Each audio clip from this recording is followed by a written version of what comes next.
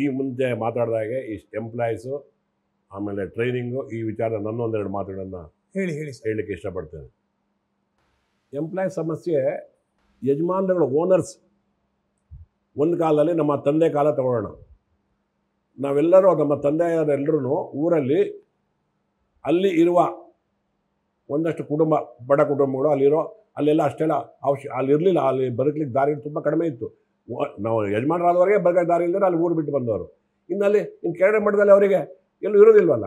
ಅಲ್ಲಿಯ ಸಣ್ಣ ಮಕ್ಕಳನ್ನು ಅವ್ರನ್ನೆಲ್ಲ ಪೆಟ್ಟಿಗೆ ಇವರೇ ಬಸ್ಸಲ್ಲಿ ಇಟ್ಕೊಂಡು ಕರ್ಕೊಂಡು ಅವ್ರ ಮನೆಯವರಿಗೆ ನಂಬಿಕೆ ಕೊಟ್ಟು ಒಂದು 5 ರೂಪಾಯಿ, ಆವಾಗ 5 ರೂಪಾಯಿ 5 ಲಕ್ಷ ಕೊಟ್ಟಾಗಿತ್ತು, ಒಂದು ಏನೋ ಕೊಟ್ಟು ಕರ್ಕೊಂಬಂದು ಕೆಲಸ ಮಾಡಿಸ್ಕೊಂಡು ಬೆಳಗ್ಗೆ 4 ಗಂಟೆಗೆ ಹೋಟೆಲ್ ಓಪನ್ ಮಾಡಿ ರಾತ್ರಿ 11 ಗಂಟೆವರೆಗೂ ಓನರ್ಸ್ ಇದ್ದು ಮಾಡಿ ಈ ಒಂದು ನಮ್ಮ ಉದ್ದಿಮೆಗೆ ಸಾಕಷ್ಟು ಕೊಡುಗೆಗಳನ್ನು ಆ ರೀತಿ ಕೊಟ್ಟಿದ್ದಾರೆ.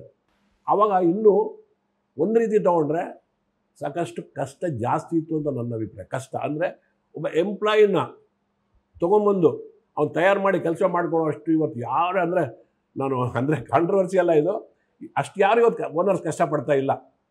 ಇವತ್ತು ಮಂಡೆ ಬಿಸಿ ಏನು ಹೋಟ್ಲ ಕೆಲಸಗಾರ ಸಿಗ್ತಾರೆ, ಮಂಡೆ ಬಿಸಿ ಇರ್ಬೋದು ಅಷ್ಟೇ, ಬಿಟ್ಟರೆ ಇವತ್ತು ಆ ಮಟ್ಟದಲ್ಲಿ ಇವತ್ತಿಲ್ಲ. ಅವತ್ತೆಲ್ಲ ನಮ್ಮ ದಕ್ಷಿಣ ಕನ್ನಡ ಜಿಲ್ಲೆಯಿಂದ ಇವತ್ತು ಇಷ್ಟು ಜನ ಬಂದು ಇಲ್ಲಿ ಸೇರಿದ್ದಾರೆ ಅಂತ ಕೇಳಿದ್ರೆ ಆ ಕಾಲದಲ್ಲಿ ಎಲ್ಲ ಕರ್ಕೊಂಬಂದು ಅವ್ರು ಇವತ್ತು ಕಾಂಡಿಮೆಂಟ್ ಸ್ಟೋರ್ ಇಟ್ಕೊಂಡಿದ್ದಾರೆ, ಗಾಡಿಗಳು ಇಟ್ಕೊಂಡಿದ್ದಾರೆ, ಹೋಟೆಲ್ ಇಟ್ಕೊಂಡಿದ್ದಾರೆ, ಬೇಕಾದಷ್ಟು ಜನ ಬೇಕಾದಷ್ಟು ಬೆಳೆದು ಇವತ್ತು ಉದ್ದಿಮೆದಾರಿಗಳಾಗಿದ್ದಾರೆ. ಅವರೆಲ್ಲರೂ ಏನಂದರೆ ಆ ಕಾಲ ನಮ್ಮ ಹಿರಿಯರುಗಳು ಅವರೆಲ್ಲರನ್ನೂ ಇಲ್ಲಿ ಕರ್ಕೊಂಬಂದು ನೆಲೆಸಲಿಕ್ಕೆ ಮಾಡಿರುವಂಥ ಸಂದರ್ಭ ಇತ್ತು.